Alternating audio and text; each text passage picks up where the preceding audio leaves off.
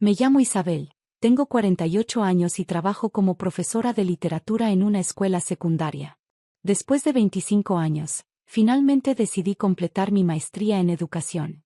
La ceremonia de graduación debería haber sido el día más feliz de mi vida, pero mi hermana Laura tenía otros planes. Nunca imaginé que mi pasado regresaría de esta manera. Isabel, te ves hermosa. Mi mejor amiga Marta me abrazó mientras me ajustaba la toga. ¿Puedes creer que finalmente lo lograste? Honestamente, no, respondí, mirándome en el espejo del baño de la universidad.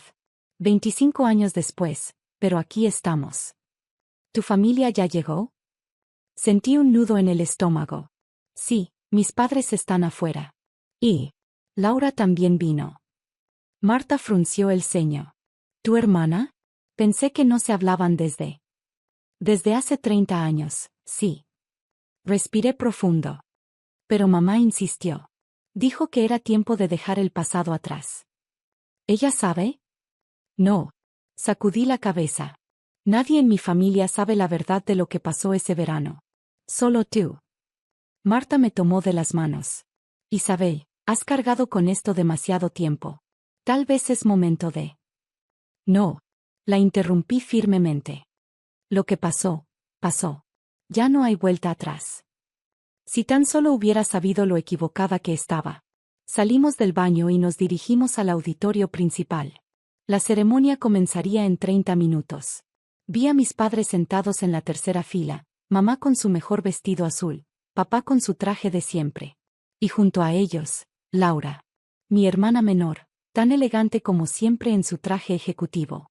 Directora de marketing de una importante empresa, casada, 2 hijos perfectos.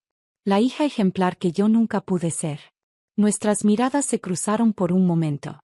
Sus ojos verdes, idénticos a los míos, me atravesaron con ese mismo desprecio que llevaba 30 años perfeccionando. Isabel, cariño, mamá se levantó para abrazarme. Estamos tan orgullosos. Gracias, mamá. Le devolví el abrazo, ignorando la tensión en el aire. Felicitaciones, hermanita. La voz de Laura era dulce como veneno. Mejor tarde que nunca, ¿no? Laura. Advirtió papá. ¿Qué? Solo digo que es admirable ver a alguien perseguir sus sueños, aunque sea a los 48. Antes de que pudiera responder, los organizadores empezaron a llamar a los graduados para tomar nuestros lugares. Me despedí rápidamente y me dirigí al frente. Mientras esperaba que comenzara la ceremonia, mi mente viajó 30 años atrás. Al verano que lo cambió todo. Tenía 18 años, recién graduada de la preparatoria. Laura tenía 16 y ya entonces éramos como el día y la noche. Yo era la rebelde, la artista, la soñadora. Ella era la estudiante perfecta, la hija perfecta. Yo quería estudiar literatura y ser escritora. Ella ya planeaba su carrera en administración. Y entonces conocí a Miguel. Miguel era nuevo en el vecindario.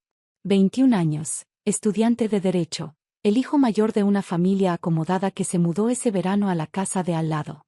Alto, inteligente, con una sonrisa que me hacía temblar las rodillas. Nos enamoramos como solo se puede a los 18. Rápido, intenso, sin pensar en consecuencias. Pasábamos las tardes en el parque, hablando de libros y sueños. Las noches escabulléndome a su casa cuando sus padres no estaban. Laura lo odiaba. O más bien, odiaba que él me hubiera elegido a mí sobre ella. Es un error, me decía constantemente. Él necesita a alguien de su nivel. Alguien con futuro. Pero no la escuché. Y cuando descubrí que estaba embarazada, mi mundo se derrumbó. Miguel había regresado a la universidad. Sus padres se mudaron poco después. No tenía forma de contactarlo. Esto era antes de celulares e internet. Estaba sola, asustada, y con una hermana menor que me recordaba diariamente lo mucho que había arruinado mi vida. Isabel Martínez, la voz del rector, me trajo de vuelta al presente. Era mi turno de subir al escenario. Mientras caminaba hacia el podio, vi al nuevo decano de la Facultad de Educación sentado con las otras autoridades. El doctor Antonio Ruiz había asumido el cargo hace apenas 6 meses. Era sorprendentemente joven para el puesto, apenas 30 años, pero sus credenciales eran impresionantes. Nunca habíamos hablado directamente, aunque lo había visto en algunas reuniones facultativas. Había algo en el que me resultaba extrañamente familiar, pero nunca pude precisar qué. Recibí mi diploma, sonreí para la foto, y estaba por bajar del escenario cuando escuché el grito. ¡Esperen! Laura se había levantado de su asiento. Mi sangre se heló. Esta mujer no merece ese diploma. Es una mentirosa y una cobarde.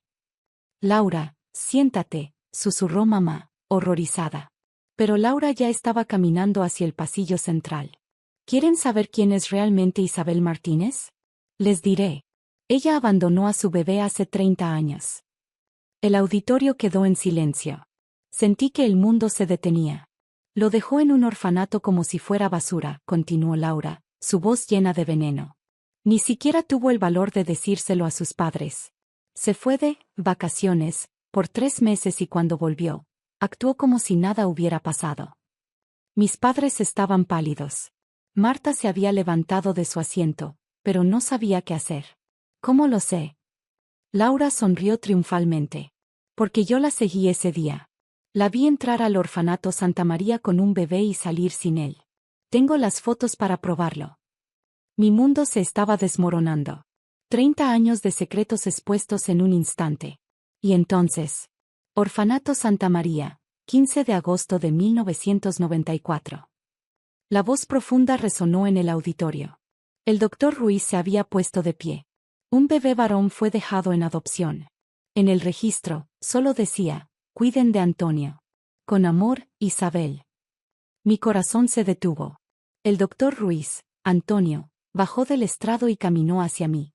De su bolsillo sacó una fotografía vieja y arrugada. La hermana Teresa me dio esto cuando cumplí 18. Dijo que la madre lo dejó junto con el bebé. En la foto, una joven de 18 años sostenía a un recién nacido. Mi rostro, 30 años más joven. Mamá, dijo Antonio, con lágrimas en los ojos, te he estado buscando. Laura se desmayó. Y mi mundo, que acababa de derrumbarse, comenzó a reconstruirse de una manera que jamás imaginé posible. El silencio en el auditorio era ensordecedor. Mientras algunos estudiantes ayudaban a Laura a recuperarse del desmayo, yo no podía apartar los ojos de Antonio. Mi hijo. El bebé que había cargado durante 9 meses, al que solo pude tener en mis brazos por 2 días, estaba ahora frente a mí, convertido en un hombre brillante y exitoso. Necesitamos hablar en privado, dijo el rector, recuperando el control de la situación. Por favor, continuemos con la ceremonia. Doctor Ruiz, señora Martínez, pueden usar mi oficina. Como en un sueño, seguía a Antonio fuera del auditorio. Marta se ocupó de mis padres, que parecían estar en estado de shock. Laura, ya recuperada, nos miraba con una mezcla de rabia y confusión. La oficina del rector era espaciosa y elegante, con grandes ventanales que daban al campus. Me senté en uno de los sillones de cuero, mis piernas temblando. Te busqué durante años, comenzó Antonio, sentándose frente a mí. Cuando cumplí 18, las hermanas del orfanato me dieron toda la información que tenían. No era mucho, tu nombre, la foto, y una carta. Sacó un sobre amarillento de su maletín. Mi corazón se detuvo al reconocer mi propia letra, ahora descolorida por el tiempo. Querido Antonio, leyó en voz alta. Si algún día lees esto, quiero que sepas que dejarte fue la decisión más difícil de mi vida. No pasa un día sin que piense en ti, sin que me pregunte cómo serás, si serás feliz. No tengo nada que ofrecerte ahora más que mi amor y mi esperanza de que tengas una vida mejor de la que yo podría darte. Tu madre, Isabel. Las lágrimas corrían por mis mejillas.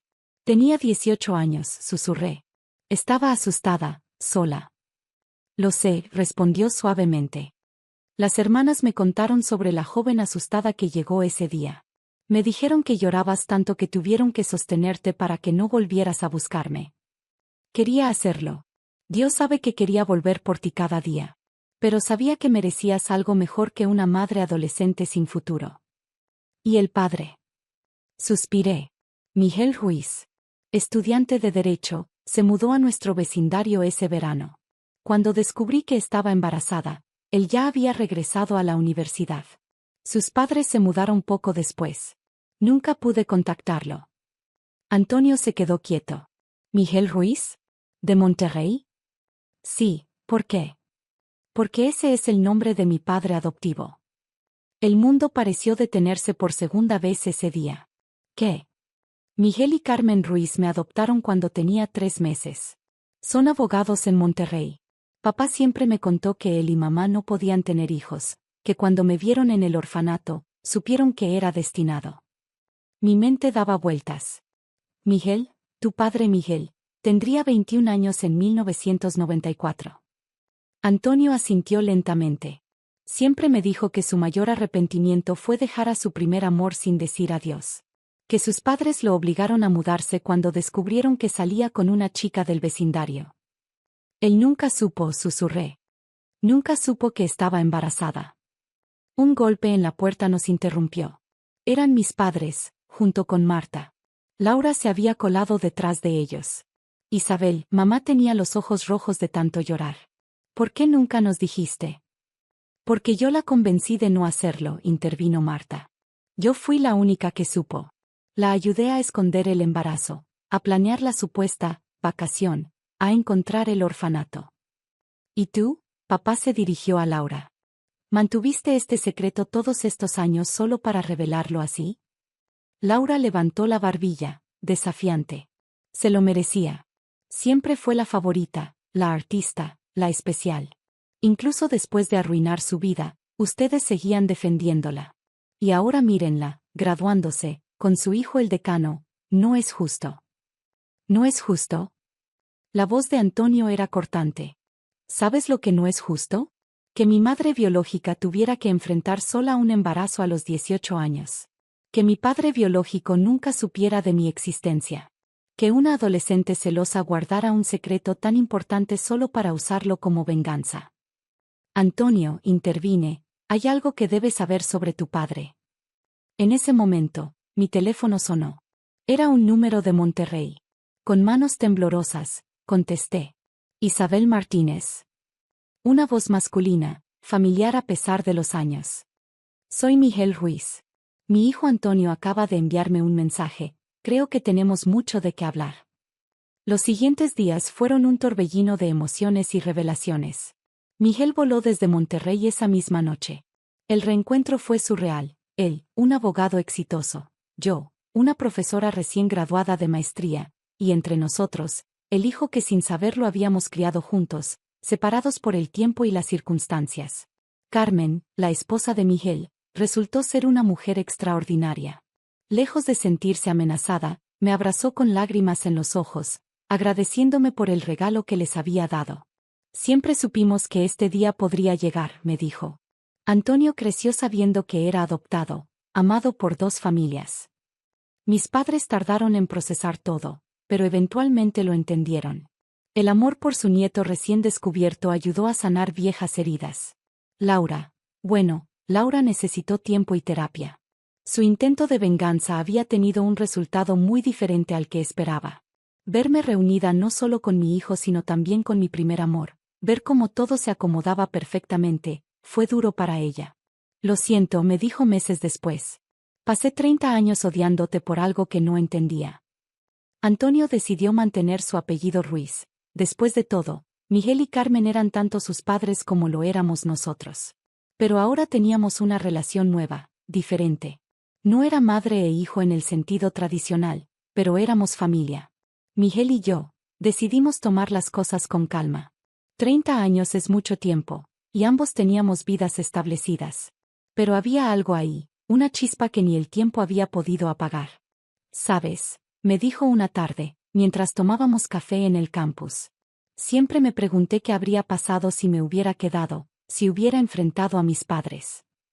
Yo me pregunté lo mismo. Pero mira a Antonio, tal vez las cosas pasaron exactamente como debían pasar. Y así fue como mi graduación, que debía ser el final de una etapa, se convirtió en el principio de otra completamente nueva. Una donde los secretos salieron a la luz, donde el pasado y el presente se encontraron, y donde descubrí que a veces, la vida tiene una forma curiosa de arreglar las cosas. Ahora, cada vez que veo a Antonio en su oficina de decano, cada vez que Miguel viene de visita, cada vez que Carmen me envía fotos de cuando Antonio era pequeño, siento que mi corazón se llena un poco más. Y Laura, ella aprendió que la venganza es como un boomerang, Nunca sabes cómo va a volver a ti.